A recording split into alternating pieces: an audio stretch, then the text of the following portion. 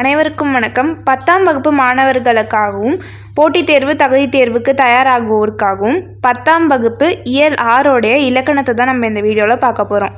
அகப்பொருள் இலக்கணம். பொருள் வந்துட்டு 2 வகைப்படும். என்னன்னா அகம், புறம். ஃபர்ஸ்ட் நம்ம இன்னைக்கு அகத்திணை பற்றி பார்க்க போறோம். அகத்திணை அப்படின்னா அன்புடைய தலைவன் தலைவி இடையிலான உறவு முறைகள் தான் நம்ம அகத்திணை அப்படின்னு சொல்றோம். இந்த அகத்திணை 7 வகைப்படும். இது என்னன்னா குறிஞ்சி, முல்லை, மருதம், நெய்தல், பாலை, கைக்கிளை, பெருந்திணை. இதுல இருக்க இந்த அஞ்சும் வந்துட்டு அன்பின் ஐந்திணை அப்படின்னு சொல்றாங்க. மீதி இருக்கிற 2 அதாவது கைக்கிளை அப்படின்னா ஒரு தலை காமம், பெருந்திணை அப்படின்னா பொருந்தா காமம். நெக்ஸ்ட் முதல் பொருள் அப்படின்னா நிலம், பொழுது. இது 2 சேர்த்துதான் முதல் பொருள் அப்படின்னு சொல்றாங்க. நிலம் வந்துட்டு 5 வகைப்படும். அது என்னன்னா குறிஞ்சி, முல்லை, மருதம், நெய்தல், பாலை. குறிஞ்சி அப்படின்னா மலையும் மலை சார்ந்த இடமும், முல்லை காடும் காடு சார்ந்த இடமும், மருதம் அப்படிங்கிறது வயலும் வயல் சார்ந்த இடமும், நெய்தல் அப்படிங்கிறது கடலும் கடல் சார்ந்த இடமும், பாலை சுரமும் சுரம் சார்ந்த இடமும். இவ்வளவுதான் நிலம். நெக்ஸ்ட் பொழுது வந்துட்டு 2 வகைப்படும்.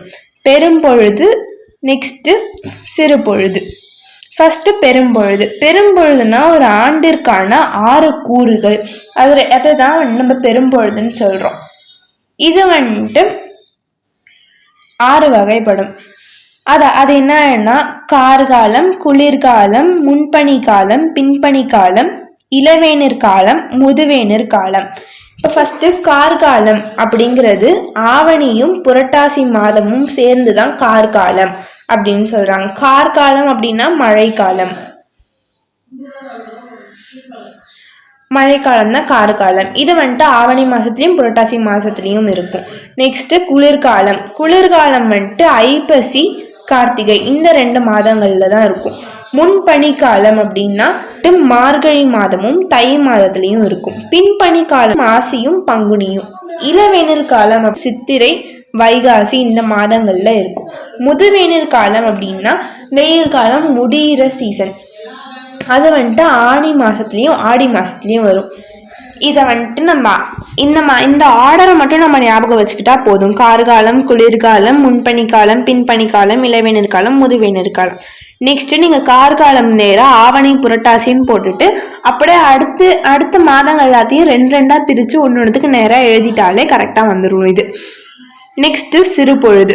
ஒரு நாளின் 6 கூறுகள் தான் வந்துட்டு சிறு பொழுது. ஒரு ஆண்டிற்கான 6 கூறுகள் பெரும்பொழுது, ஒரு நாளின் 6 கூறுகள் சிறு பொழுது.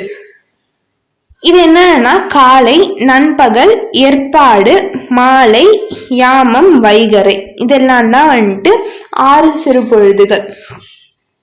காலை அப்படிங்கிறத எதை குறிக்கிறோம்னா காலையில 6 மணியிலிருந்து 10 மணி வரைக்கும் இருக்கிற நேரம் வந்துட்டு காலை.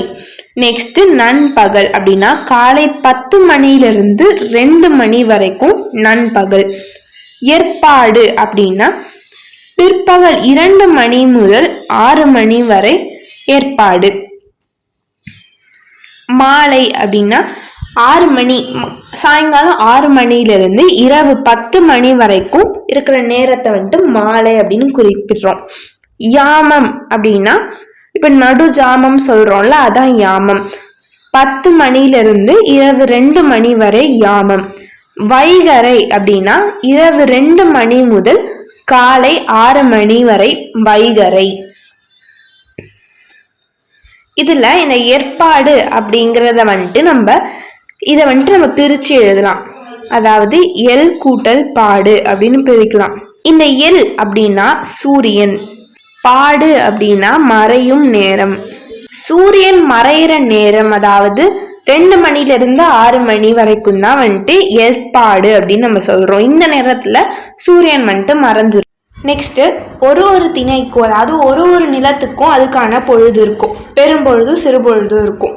இப்ப குறிஞ்சி எடுத்துக்கிட்டா பெரும்பொழுது அதுக்கு குளிர்காலமும் முன்பனி காலமும், சிறு பொழுது யாமம், இது ஏன் யாமம்னா, குறிஞ்சி அப்படிங்கிறது மலையும் மலை சார்ந்த இடமும். இந்த இடத்துல திணை, வரகு இந்த மாதிரியான பொருட்களை விளைவிப்பாங்க. இதை நைட்டில் தான் அவங்க போயிட்டு காவல் காப்பாங்க.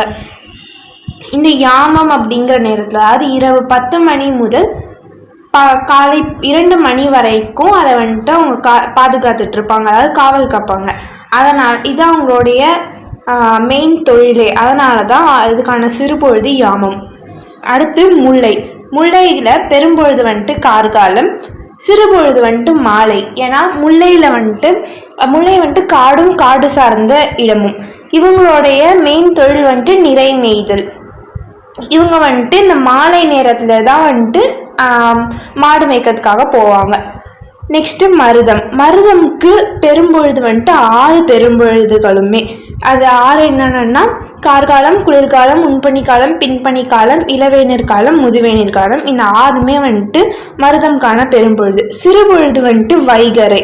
இந்த வைகறை அதாவது இரவு 2 மணி முதல் காலை 6 மணி வரை இந்த நேரத்தில் தான் அவங்க வயலில் போயிட்டு வேலை செய்கிறதுக்காக போவாங்க. அதனால் மருத நிலத்துக்கான சிறுபொழுது வைகறை. நெக்ஸ்ட்டு நெய்தலுக்குமே மருதம் மாதிரி 6 பெரும்பொழுதுகளும் வரும். சிறுபொழுது ஏற்பாடு. ஏன்னா நெய்தல் நிலத்தில் அவங்களுடைய தொழில் மீன் பிடித்தல். இதுக்காக அவங்க போட்டில் போகிறதுக்கு இந்த ஏற்பாடு இந்த டைமில் தான் அவங்க போவாங்க. அதாவது பிற்பகல் 2 மணி முதல் 6 மணி வரை இந்த நேரத்தில் தான் அவங்க மீன் பிடிக்கிறதுக்காக போவாங்க. பாலையில் பெரும்பொழுது இளவேனில், முதுவேனில் மற்றும் பின்பனி காலம். இது 3மே பாலைக்கான பெரும்பொழுது. சிறுபொழுது நண்பகல்.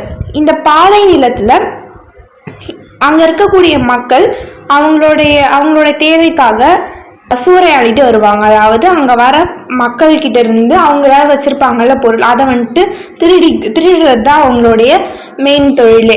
அதை இந்த நேரத்தில் நண்பகலில் தான் அவங்க செய்வாங்க. அதனால் பாலையோட சிறுபொழுது நண்பகல். நெக்ஸ்ட்டு கருப்பொருட்கள் அப்படின்னா ஒரு நிலத்தோடைய தெய்வம், மக்கள், தொழில், விலங்கு ஆகியன. இதெல்லாத்தையும் தான் ஒரு நிலத்தோட கருப்பொருளாக நம்ம சொல்கிறோம். கவிதையில் உருப்பொருட்களுக்கு அப்புறமேட்டா கருப்பொருட்களை வச்சு பாடுறது நம்மளோட மரபு. ஒரு நிலத்துக்கும் அதுக்கான கருப்பொருட்கள், அதாவது தெய்வம், மக்கள், உணவு, விலங்கு இந்த மாதிரி இருக்குது. இது எல்லாத்தையுமே இந்த அட்டவணையில் ஃபுல்லாக இருக்குது. இதை பார்த்து நீங்கள் படிச்சுக்கலாம். இது எல்லாத்தையும் எப்படி ஈஸியாக மனப்பாடம் பண்ணுறது அப்படிங்கிறதுக்கான வீடியோவும் நம்ம சேனலில் இருக்குது. இதே போலவே அனைத்து இயல்களுக்கான இலக்கணமும் நம்ம சேனலில் இருக்குது. நன்றி, வணக்கம்.